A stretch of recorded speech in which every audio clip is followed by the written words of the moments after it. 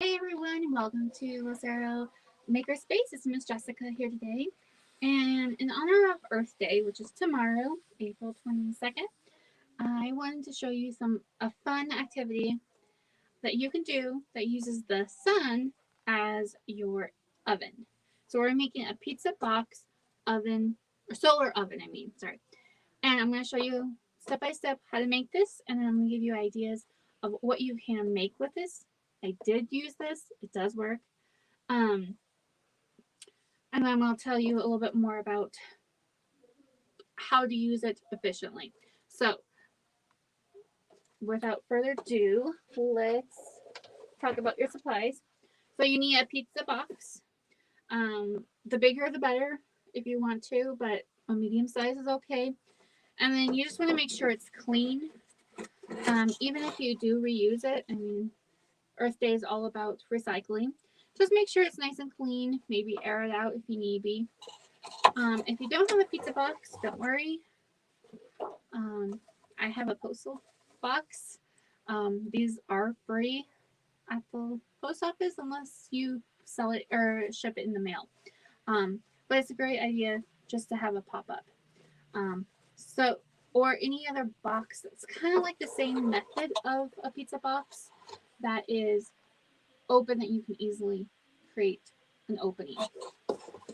And then you need black paper, a ruler, some scissors, a pen or a Sharpie, a craft stick or craft knife. So I would say adult supervision for the craft and baking.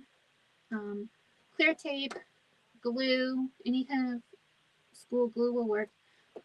I like to decorate. You don't have to, but duct tape or colorful paper, foil, and a plastic wrap. Whatever brand you have will work. So let's move this out of my way. And you, like I said, you want the black paper because that's going to be, I'll explain in a minute. So the important thing is first to flatten or make your box. And now we're going to make a square. And since this is not an actual square, it's kind of got like a little weird lip, we're going to ignore that. But you want to make a square that's about 1 or 2 inches in. So I'm just going to use the width of my ruler. I'm going to just measure that up, line that up, and just make a line there. Because this is how we're going to create our window for our little oven. This is a great family project, great for in the summer. But I would have to say, I tried this when it was 55 degrees on a sunny day, and it worked. Just took a little time. All right, so I have my square, and now the important thing is to know how do you open it, because we're not going to cut this side where the tape is. We're going to cut along this line, or these 3 sides.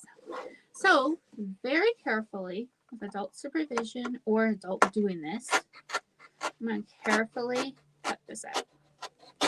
And if you don't have an X-Acto knife, a box opener works just as well. And with the line, it helps make it sure it's nice and straight. All right. I didn't realize there was a little paper right there. So I'm going to do this again. It's like where that flap is. I don't want to cut through that. Because when you create this, you want to have airtight oven. So we're going to fix that later with some tape. So ideally, you would have a box that did not have this weird angle.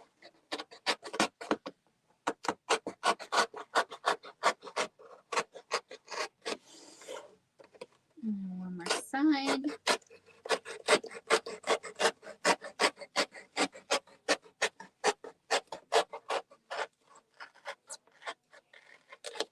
All right, let's close this up so it's nice and safe. And then kind of helps if you get your ruler, line it up to where your paper is, or your line is, and just gently fold up. So now we have a window.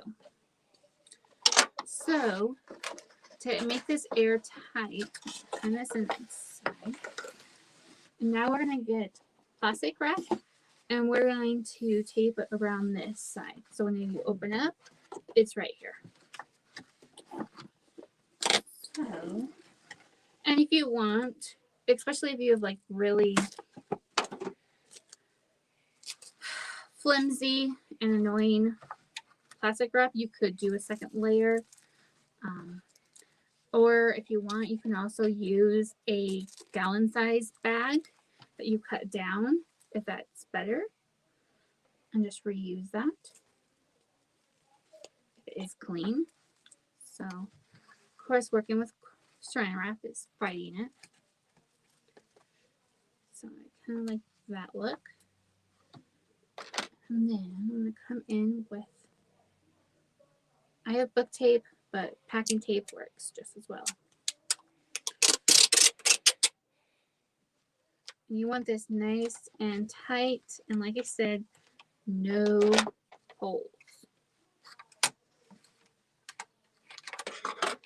So the more tape, the better. And we want this nice and tight.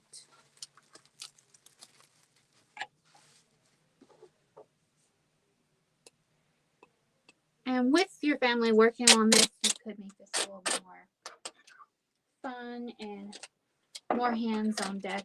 Might make it nice and tight. I'm just going to put some tape on there and make sure that's nice and tight.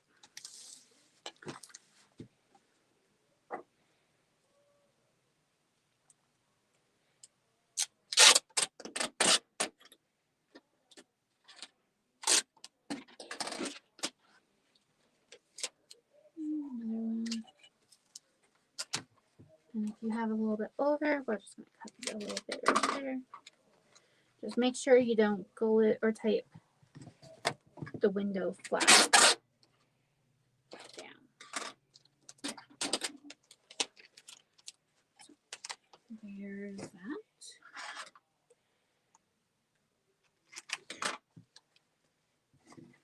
So now we have our window.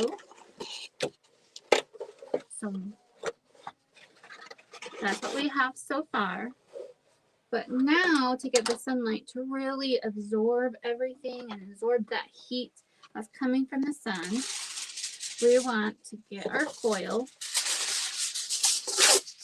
And thing is, if you knew, I hope it's not reflecting too bad, you want the shiny side up, not the dull side. The dull side, we're going to tape or glue down.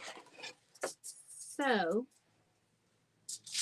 you would gently glue and tape this whole side and every little corner basically with foil, sunny side up. And then don't forget to do it on this side as well. Here, oops, sorry. Right here, so that when it reflects. So with the power of doing one already, and don't forget you want to be able to open this up. I have foil every little inch, and you can tape it down, you can tape it or glue it down. And then don't forget you want to be able to open your oven. And I decorated it with duct tape. You don't have to. But the most important part is you want what I'm going to call my black sink, which is just black paper that's down here, because when you have this on a very sunny area, and I have a pencil or you can use a ruler to prop this open so it's staying up, the sun will reflect off of here, shine through the window, and since we have a window and it's airtight in there, all that energy is going to absorb in there, and with the paper there, it'll be all nice and toasty and warm. So whenever you bake something in there, it'll be melting. And what kind of things can you make in here? You can do s'mores, quesadillas, nachos, like those English muffin pizza rolls. The only thing I would say, stay away from like things that you're cooking from raw, but stay with things that are basically melting and heating up, just because for safety reasons for eating ways. Um, and like I said earlier, I did this when it was 55 degrees for a s'more, and it took about an hour to melt and get everything gooey. But if it's 95 or higher, or even 80, it takes 20 minutes to an hour, depending on the size of your proportion and what you're melting. So what you would do is, with the sunny side, you would make a little, either a boat or a plate, have your nachos or your quesadilla, the cheese right here, slip this in, carefully close this up, put this in a sunny side, and all that yumminess will happen. And then very carefully open this up. This might be hot. You don't have to have black paper. I just did that to decorate it. You don't have to. Then just carefully open this. This will be warm, so use tongs or belt. It should help you with that, and just get your snack out and enjoy it. And I hope you guys have a wonderful day and happy Earth Day, and I'll see you guys next week. Bye for now.